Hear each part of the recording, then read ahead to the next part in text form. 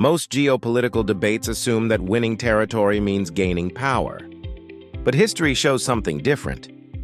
Even if Washington got everything it wanted in Greenland, the deal itself would quietly work against American interests, through costs, obligations, and commitments that never stop accumulating. Welcome to GeoCapitalist. Today's analysis explains why Greenland is a terrible deal even if Washington wins. Not because of resistance or diplomacy, but because of the long-term spending, governance responsibilities, and structural costs that begin the moment ownership replaces access. To understand why Greenland becomes a bad deal even in success, it is necessary to define what winning actually means. In practical terms, winning Greenland would not be a symbolic achievement or a single transaction. It would mean assuming full responsibility for governance, security, infrastructure, public services, and legal authority across one of the most demanding environments on Earth. Territory does not arrive as an asset on a balance sheet. It arrives as a permanent obligation. Today, Greenland functions within the administrative and fiscal framework of Denmark, which absorbs costs that are largely invisible from the outside. Roads, ports, airports, public housing, education systems, healthcare delivery, and local administration all operate because a mature state underwrites them year after year. Winning Greenland would transfer that entire structure to Washington overnight. This is where the misconception begins. Control does not eliminate costs. It concentrates them. Every logistical challenge becomes a budget item. Every public service becomes a federal responsibility. Every infrastructure failure becomes a political liability. Unlike a military base or a trade agreement, territory cannot be scaled down or exited quietly. Once acquired, it must be governed continuously, regardless of economic return. The core problem is not opposition or instability. It is arithmetic. Greenland's geography, population distribution, and climate guarantee that governance will always be expensive. Winning does not reduce that reality. It formalizes it. One of the least examined aspects of the Greenland debate is how much strategic value Washington already receives without ownership. Through long-standing cooperation with Denmark, the United States benefits from access, coordination, and presence in Greenland that delivers most of the practical advantages people associate with control. Basing arrangements, intelligence cooperation, and Arctic monitoring already function within a stable alliance framework that keeps costs low and political friction minimal. Ownership changes that equation in a subtle but critical way. Access is flexible. It can be adjusted, negotiated, and optimized over time. Ownership is fixed. It converts optional cooperation into mandatory responsibility. The moment ownership replaces access, Washington stops paying only for what it uses and starts paying for everything that exists. This distinction matters because access captures the upside without inheriting the downside. Ownership does the opposite. It shifts Washington from being a beneficiary of a system to being the system's primary underwriter. Infrastructure that once operated through shared arrangements becomes a federal liability. Services that were co-financed become fully funded. Political goodwill that once smoothed coordination is replaced by administrative obligation. In strategic terms, the return on ownership is limited because most of the security value is already present. The incremental gain is small, but the incremental cost is permanent. That is the asymmetry that turns Greenland from an opportunity into a long-term fiscal commitment. Ownership does not unlock value, it locks in expense. Much of the argument for acquiring Greenland rests on what lies beneath its surface. Rare earth elements and critical minerals are often presented as strategic assets that would justify the cost of ownership. But in practice, minerals do not translate into power simply because they exist.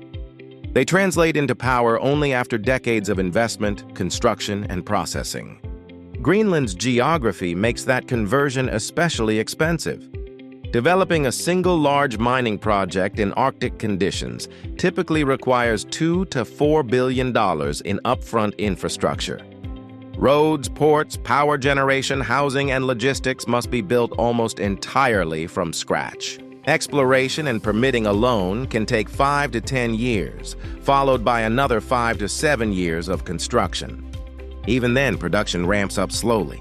In realistic terms, meaningful output often arrives 15 to 25 years after initial investment. Refining presents an even larger bottleneck.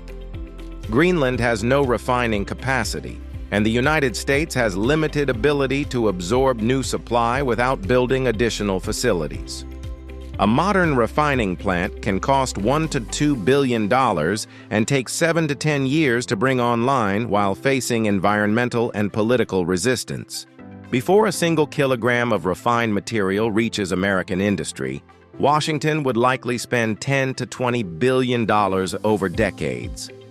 That capital arrives long before returns, turning minerals from an advantage into a prolonged financial commitment rather than a near-term gain.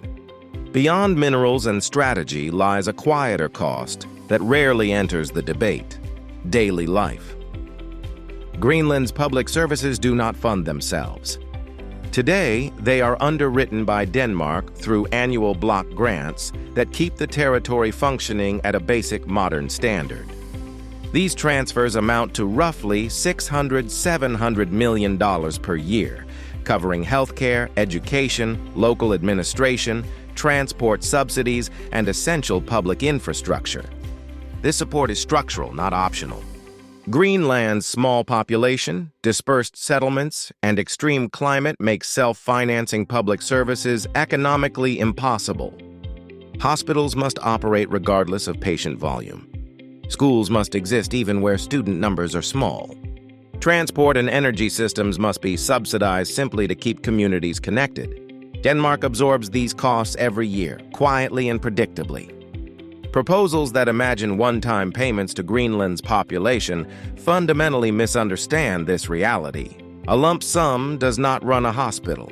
It does not pay teachers, fly medical specialists north, or maintain airports and ports through Arctic winters. Public services are recurring obligations, not transactional expenses. If United States assumed ownership, it would inherit this entire welfare bill immediately. There is no transition period where services pause while budgets are negotiated.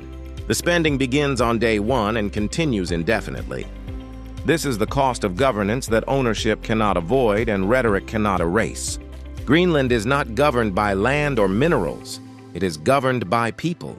And today, a significant share of the people who keep Greenland functioning are not Greenlandic.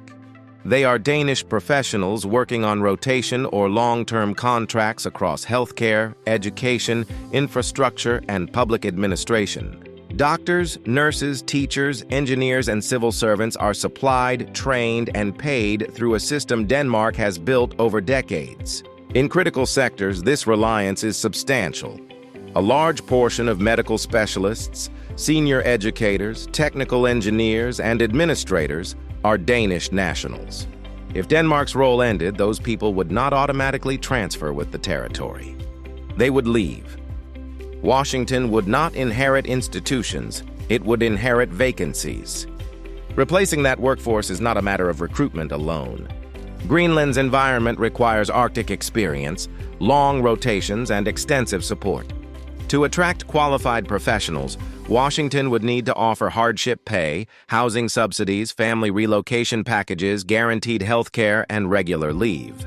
Fully loaded costs for such roles typically range from $150,000 to $250,000 per worker per year.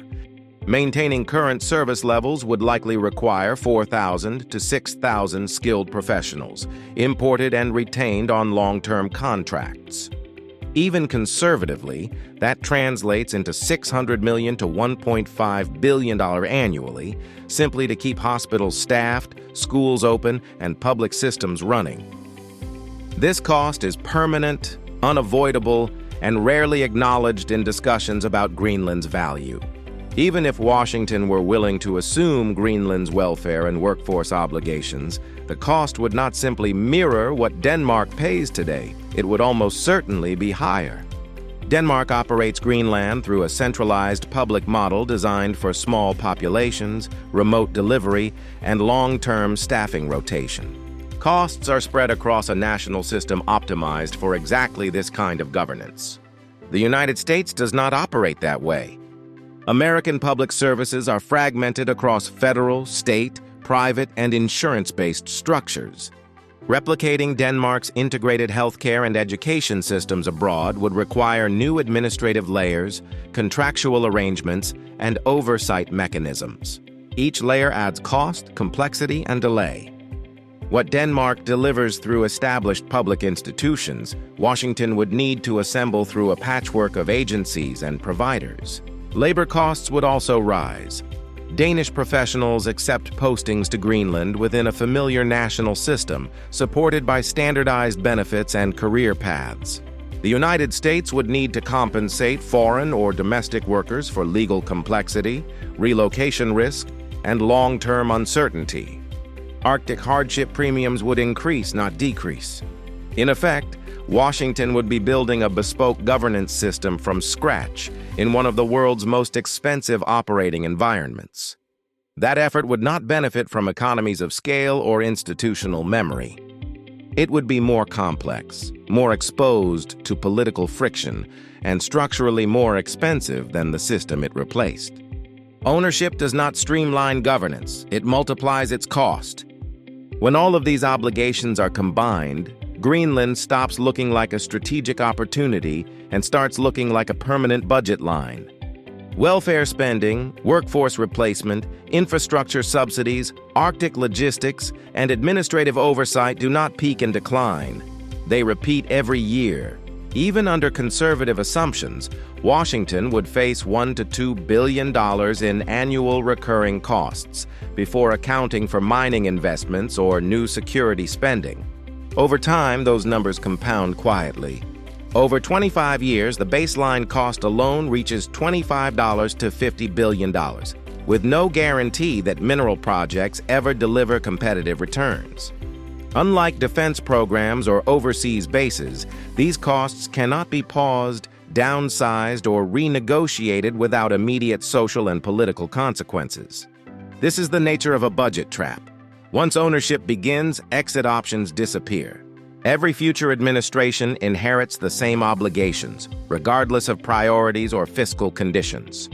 What initially appears as a strategic gain becomes a fixed liability that competes with other national priorities for funding. Greenland would not drain resources suddenly or dramatically. It would do so steadily, predictably, and indefinitely, exactly the kind of cost that is hardest to justify once it is embedded in the system. The deepest problem with acquiring Greenland is not any single cost. It is what those costs do to strategic flexibility.